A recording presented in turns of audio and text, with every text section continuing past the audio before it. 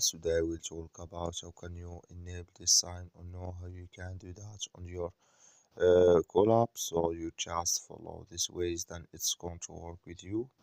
So all you have to do, you just go here, you go above your photo profile, click on it.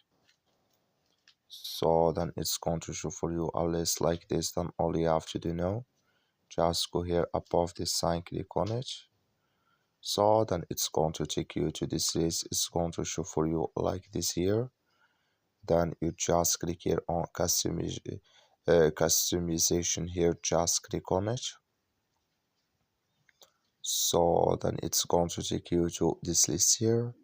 Come here to Keypad Delton, click here in this sign.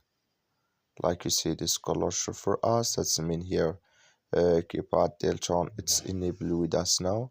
So that's all you have to do. That's all. Thank you for watching. Don't forget to support us by liking and subscribe.